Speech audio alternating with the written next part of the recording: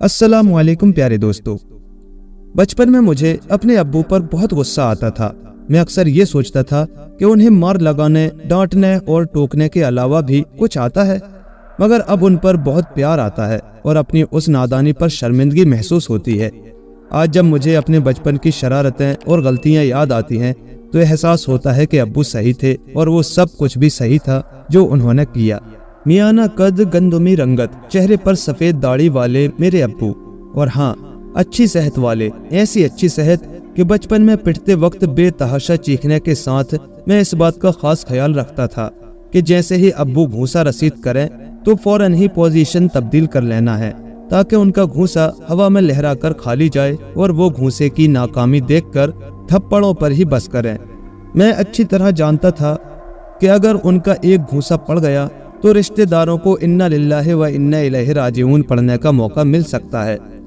अब्बू बहुत सख्ती से मार लगाते थे, अक्सर हाथों से और कभी डंडे से भी खबर लेते।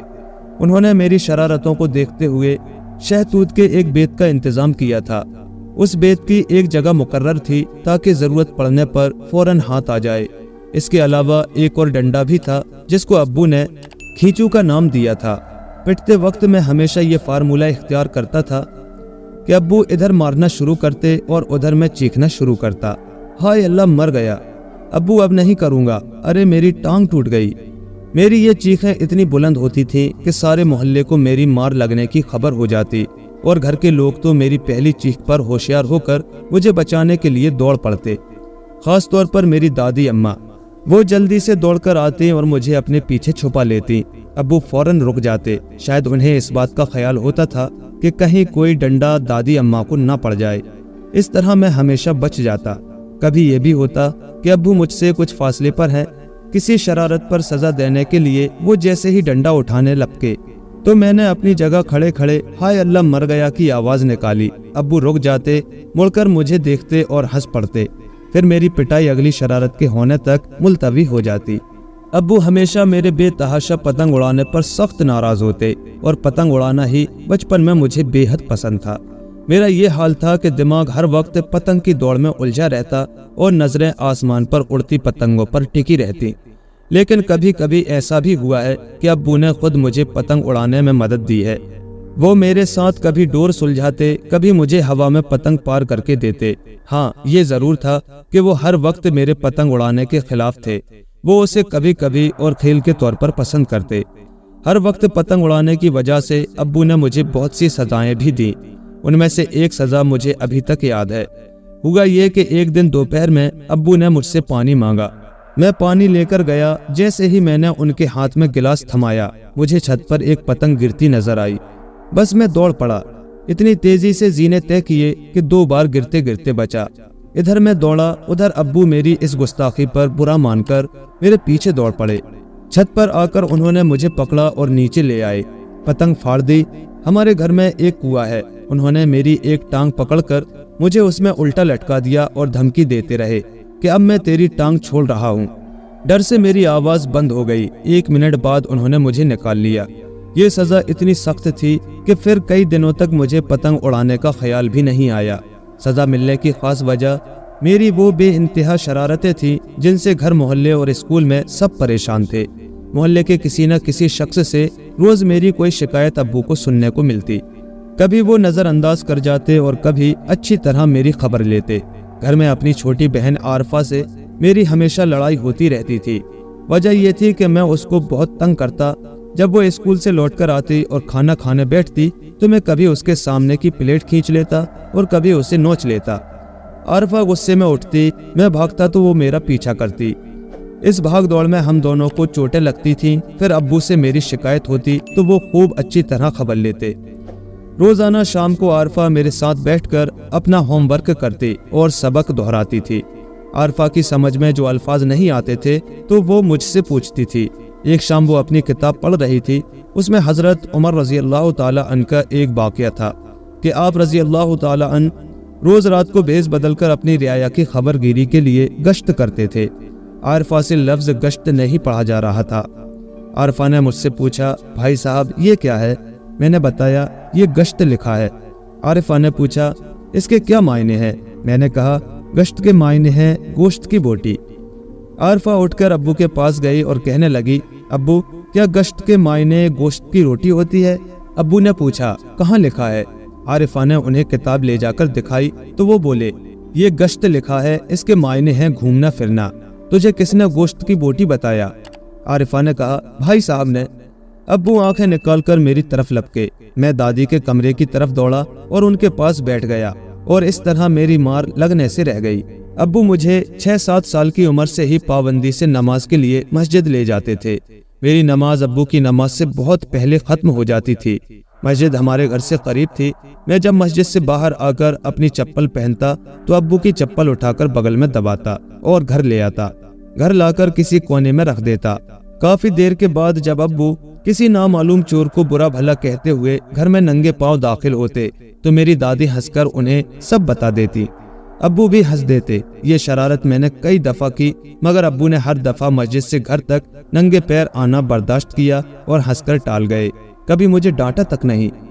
एक दफा गर्मी के दिनों में अब्बू मुझे इशा की नमाज के लिए मस्जिद ले गए। मस्जिद में मेरे अलावा कोई छोटा बच्चा ना था, इसलिए मैं पिछली सब में तन्हा खड़ा था। नमाज की पहली रकात थी। इमाम साहब सूरह फातिहा की तिलावत फरमा रहे थे कि मस्जिद की छत पर 2 बिल्लियां आपस में लड़ गईं और लड़ते लड़ते नीचे गिरी। मैं डर गया और अपने आगे खड़े एक बुजुर्ग की दोनों टांगों के बीच घुसकर छुपने की कोशिश की। वो बुजुर्ग भी डर गए, कैं करके चीखे और गिर पड़े। नमाज में गड़बड़ पैदा हो गई। सब नमाजियों ने नियत तोड़ दी। अब्बू ने जल्दी से मुझे उठाया और खींचकर एक थप्पड़ मारा। दूसरे थप्पड़ का इरादा फरमा रहे थे कि वो बुजुर्ग जल्दी से उठकर बोले, अरे भाई रहने दो, बच्चा है। इंसान की फितरत है कि अगर उसे किसी से तकलीफ पहुंचे तो वो उसके जरिए पहुंचाई गई तकलीफ को याद रखता है, मगर उसकी मोहब्बत को भूल जाता है। अगर मारा पीटा गया है तो ये याद रहता है कि उस शख्स ने हम पर जुल्म किया, मगर ये बात भुला दी जाती है कि उसी शख्स को हमसे मोहब्बत भी है, उसने हमारे लिए बहुत कुछ किया भी है। लेकिन खुदा का शुक्र है कि अपनी तमाम पिटाइयों के बावजूद मेरे जहन में ये बात बिल्कुल नहीं कि मेरे अब्बू जालिम है या ठीक है कि उन्होंने मारा पीटा बहुत था, मगर प्यार भी बहुत किया है और एहसानात भी।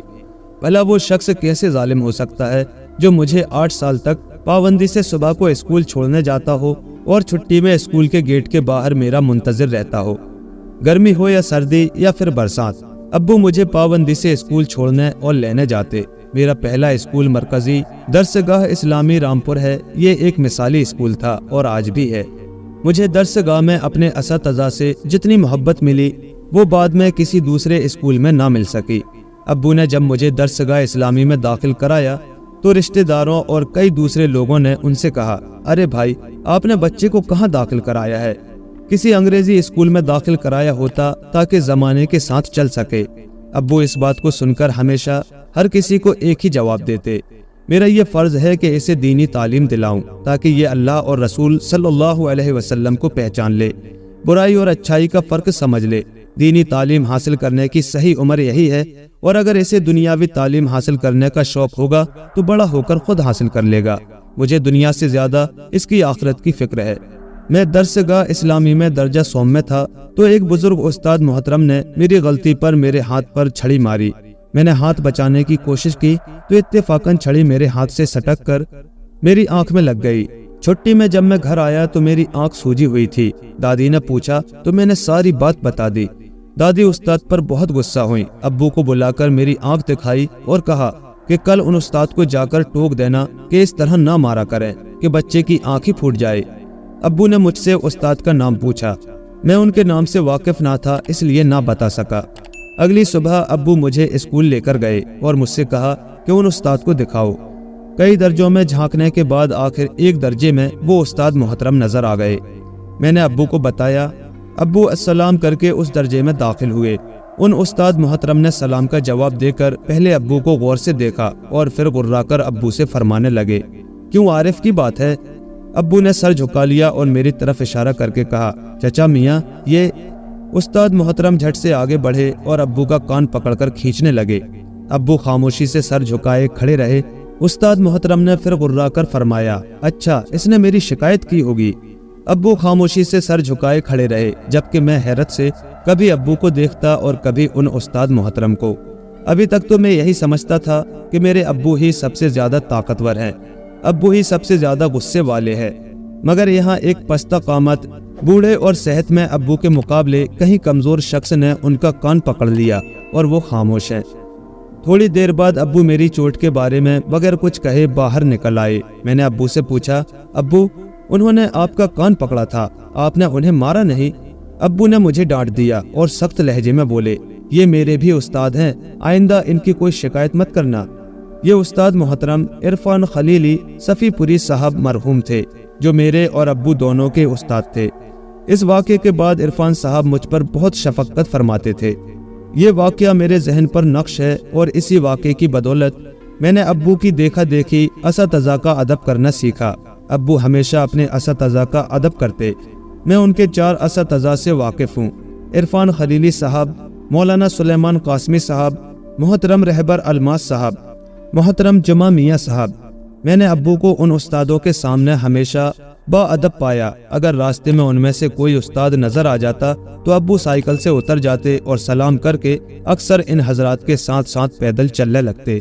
مرکزی درسگاہ اسلامی میں یہ قاعدہ تھا کہ ہر مہینے ایک فارم ہر طالب علم کو ملتا تھا، جس کو طالب علم کے والدین پر کرتے اور اپنے دستخط کر کے جمع کرتے تھے۔ اس فارم میں مندرجہ ذیل سوالات ہوتے تھے: کیا آپ کا بچہ 5 وقتہ نماز کی پابندی کرتا ہے؟ کیا آپ کا بچہ پابندی سے قرآن کی تلاوت کرتا ہے؟ کیا آپ کا بچہ آپ کا ہر حکم مانتا ہے؟ وغیرہ وغیرہ۔ شروع میں ابو یہ فارم پر کر کے دیتے تھے۔ اس فارم کی خانہ پوری کے مطابق جو بچے نالائق ثابت ہوتے تھے، درجے میں خوب پٹائی ہوتی تھی۔ اتفاق سے پٹنے والوں میں بھی شامل ہوتا تھا۔ میں نے پٹائی سے بچنے کا یہ طریقہ نکالا کہ ہر مہینے اپنے ہاتھ سے فارم پر کرتا اور اپنے ہی ہاتھ سے ابو کے دستخط کر کے دے دیتا۔ کئی ماہ بعد جب میرے کلاس ٹیچر حامد علی خان سے ابو کی ملاقات ہوئی تو وہ فرمانے لگے، اب تو آپ کا بچہ بہت لائق مند ہو گیا ہے، 5 وقتہ نماز کی پابندی کرتا ہے، تلاوت قرآن اور آپ کا حکم بھی ماننے لگا ہے۔ ابو نے یہ سن کر پہلے حیرت سے میری صورت کو دیکھا اور پھر ان سے کہنے لگے، آپ کو کیسے پتا؟ وہ فرمانے لگے، آپ جو فارم ہر ماہ پر کر کے بھیجتے ہیں اس کی روشنی میں کہہ رہا ہوں۔ ابو نے پھر میری صورت کو غور سے دیکھا اور ان سے کہنے لگے، صاحب میں نے تو کئی ماہ سے اس فارم کو دیکھا تک نہیں ہے۔ حامد علی خان صاحب نے مجھے گھور کر دیکھا۔ میں کانپ گیا کہ اب دگنی مار لگے گی۔ استاد محترم حامد علی خان صاحب نے اس حرکت پر بہت سخت سزا دی۔ چھٹی میں جب میں اسکول سے لوٹ کر آیا تو ابو کے ہاتھ سے پٹائی کا خوف دل میں موجود تھا۔ میں جیسے ہی گھر میں داخل ہوا، ابو نے اپنے پاس بلا کر بٹھا لیا اور میرے سر پر ہاتھ پھیر کر بولے، تو نے بے ایمانی کی، دھوکہ کیا اور جھوٹ بھی بولا۔ اللہ تعالیٰ اس بات سے کتنا ناراض ہوگا اور کتنی سخت سزا دے گا۔ یہ سن کر مجھے بہت شرمندگی ہوئی، اپنے گناہ کا احساس ہوا، اور اسی احساس نے جو ابو کے پیار بھرے لہجے میں سمجھانے کی وجہ سے پیدا ہوا تھا، آئندہ مجھے اس بے ایمانی سے باز رکھا۔ ابو کی شدید خواہش تھی کہ میں قاری اور حافظ قرآن بن جاؤں۔ افسوس کہ میں اپنی نالائقی کے سبب ان کی یہ خواہشیں پوری نہ کر سکا۔ حالانکہ انہوں نے اس سلسلے میں بہت کوشش کی۔ ناظرہ پڑھنے کے لیے مجھے اور عارفہ کو ایک ملانی کے یہاں بھیجا گیا۔ جس دن ہم دونوں جانے میں آنا کانی کرتے تو ابو ہاتھ میں بید لے کر ملانی کے گھر تک چھوڑنے جاتے۔ ناظرہ مکمل ہونے کے بعد ابو نے مجھے حفظ کرنے کے لیے اپنے دوست قاری یاسین احمد خان ناطق نعمانی صاحب کے پاس بھیجا، مگر میری بے توجہی کو دیکھ کر انہوں نے میرا جانا روک دیا۔ پھر کچھ عرصے بعد انہوں نے مجھے مولانا اسلم جاوید القاسمی کی شاگردگی میں حفظ کرنے بھیجا، مگر میں حافظ قرآن اور قاری بننے سے ہر بار جان چراتا رہا۔ ابو کی ہر کوشش کو ناکام کرتا رہا۔ آخر مایوس ہو کر انہوں نے دل سے اس خواہش کو نکال دیا۔ اگرچہ میں نے ان کی خواہش پوری نہ کی، مگر انہوں نے کبھی اس پر نفرت یا غصے کا اظہار نہیں کیا۔ ان کی بات اب مجھے احساس دلاتی ہے کہ میں نے زبردست غلطی کی ہے۔ بچپن میں اکثر محلے یا اسکول کے بچوں کی زبان سے سن کر میں کچھ نامناسب اور جاہلانہ الفاظ یاد کر لیتا تھا۔ اگر کبھی کوئی ایسا لفظ ابو کے سامنے میری زبان سے نکل جاتا تو وہ سختی سے ٹوک دیتے اور پھر سمجھاتے تھے کہ پڑھنے والے بچے ایسے الفاظ نہیں بولتے ہیں۔ اسی طرح میں بچپن میں فلمی گیت یاد کر لیتا تھا اور انہیں گنگناتا رہتا تھا۔ ایک دفعہ ابو نے فلمی گیت گانے پر میرے منہ پر ایسا شاندار گھوسا رسید کیا کہ پھر میں نے کبھی کسی بڑے کے سامنے فلمی گیت نہیں گایا۔ ابو میرے بچپن میں ہمیشہ اس بات کا خیال رکھتے تھے کہ میں کن لوگوں سے ملتا ہوں، کن بچوں سے میری دوستی ہے۔ انہوں نے کبھی مجھے غلط اور بدتمیز بچوں کے ساتھ کھیلنے نہ دیا۔ ابو ہمیشہ میری ضدیں پوری کرتے تھے اور اس خاطر انہوں نے بہت زحمتیں بھی اٹھائی، مگر وہ صرف میری جائز ضدیں پوری کرتے تھے۔ اگر میں کبھی فلم دیکھنے کی ضد کرتا تو وہ پتھر کی طرح سخت ہو جاتے تھے۔ ابو نے بچپن میں ہی مجھ میں اعتماد پیدا کیا۔ وہ کبھی غیروں کے سامنے میری کسی برائی یا کمزوری کا ذکر نہیں کرتے تھے، بلکہ ہمیشہ میری صلاحیت اور اچھائی کا ذکر کرتے تھے۔ اسی طرح جب مجھے کچھ سمجھانا ہوتا تو کسی دوسرے بچے کی مثال نہ دیتے، بلکہ تمام بات تفصیل سے سمجھا کر مجھے بتاتے کہ یہ عادت اچھی ہے یا اچھے بچوں کو ایسا ہونا چاہیے وغیرہ وغیرہ۔ اسی طرح درسگاہ اسلامی میں ہونے والے ہر مقابلے میں شریک ہونے کو کہتے، میرے اساتذہ سے ملاقات کر کے تمام پروگرام کی تفصیل پوچھتے اور پھر تقریری تحریری کھیل کود کے مقابلوں میں خود میرا نام لکھوا دیتے۔ ابو نے مجھے بچپن میں بہت سیر و تفریحات کرائی ہیں۔ وہ تمام تفریحات جو انہوں نے مجھے کرائی تھی ابھی تک یاد ہیں۔ ابو مجھے اپنے ساتھ اکثر دہلی لے گئے، وہاں کی تمام تاریخی عمارات دکھائیں۔ اس کے علاوہ علی گڑھ مسلم یونیورسٹی بھی انہوں نے دکھائی تھی۔ ابو خاص طور سے مجھے تاریخی عمارات دکھاتے تھے، اسی لیے تاریخی عمارات دیکھنے کا اب مجھے بہت شوق ہے۔ جب بھی شہر میں نمائش یا سرکس لگتا تو ابو مجھے اور عارفہ کو ضرور لے جاتے۔ جمعہ کی شام کو اکثر وہ ہم دونوں کو پارک کی سیر کراتے تھے۔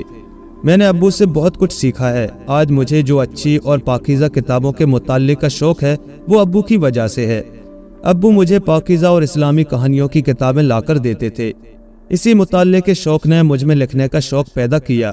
ابو کو بچپن میں میرا اچھی کتابوں کا مطالعہ کرنا بہت پسند تھا۔ کبھی نہ وہ مجھے ٹوکتے اور نہ مطالعے کے درمیان کوئی کام بتا کر ڈسٹرب کرتے تھے۔ ابو ہمیشہ اس پر نظر رکھتے تھے کہ میں کون سی کتاب پڑھ رہا ہوں۔ ماہنامہ حلال سے میرا تعارف ابو نے ہی کرایا تھا۔ وہ مجھے اکثر حلال کے دفتر لے کر جاتے تھے۔ میری عمر اس وقت 7-8 سال کی ہوگی۔ ایک رات میں ابو کے ساتھ لیٹا تھا، میری آنکھوں میں ہلکی ہلکی نیند تھی۔ ابو مچھردانی میں گھسے ہوئے مچھروں کو مار رہے تھے۔ میں نے کروٹ لی تو وہ مڑے اور ایک دم سے انہوں نے میرا گال چوم لیا اور پھر میرا سر سہلانے لگے۔ مجھے نیند آ گئی، مگر ہلکی ہلکی نیند کا یہ واقعہ آج بھی مجھے یاد ہے۔ اسے سوچ کر عجیب سی خوشی کا احساس ہوتا ہے۔ حالانکہ انہوں نے اس سے پہلے اور بعد میں بھی بہت بار مجھے پیار کیا ہے، مگر یہ ایک بار کا پیار کرنا خدا جانے مجھے اتنا اچھا کیوں لگا تھا کہ آج تک ایک خوشگوار یاد کی طرح میرے ذہن میں موجود ہے۔ اس وقت میری عمر 14-15 سال کی ہوگی جب ایک دن انہوں نے مجھے 2 بہت بیش قیمت نصیحتیں کی تھی۔ انہوں نے مجھ سے کہا، بیٹے، انسان کا سب سے پہلا اور سب سے سچا رشتہ اپنے پیدا کرنے والے سے ہوتا ہے۔ اگر کوئی اپنے پیدا کرنے والے کا سچا بندہ نہیں ہے تو پھر نہ تو وہ کسی کا سچا بیٹا ہو سکتا ہے اور نہ کسی کا بھائی اور نہ سچا دوست۔ پھر انہوں نے مجھے بتایا، بیٹے، دنیا میں صرف باپ ہی ایک ایسا شخص ہے جو یہ چاہتا ہے کہ میری اولاد مجھ سے بھی آگے جائے، مجھ سے بھی زیادہ ترقی کرے، مجھ سے بھی زیادہ کامیاب ہو۔ باپ کے سوا کوئی دوسرا ایسا نہیں چاہتا اور نہ ایسا ہونے پر خوش ہوتا ہے۔ ابو کی یہ دونوں باتیں میرے دل پر آج بھی لکھی ہوئی ہیں۔ آج جب میں انصاف سے سوچتا ہوں تو یہ حقیقت سامنے آتی ہے کہ اب مجھ میں جتنی بھی اچھائیاں ہیں وہ سب ابو کی بدولت ہے۔ ابو کی محبت میرے دل میں موجود ہے اور ان کی تربیت زندگی کے ہر راستے میں میری مددگار ہے۔ کبھی کبھی اس میانہ قد گندمی رنگت اور سفید داڑھی والے شخص کو دیکھ کر میرے دل سے بے اختیار دعا نکلتی ہے کہ اے اللہ، ان پر اپنی رحمتوں کا سایہ فرما، ان کا سایہ تا دیر میرے سر پر قائم رکھ۔ آمین آمین آمین۔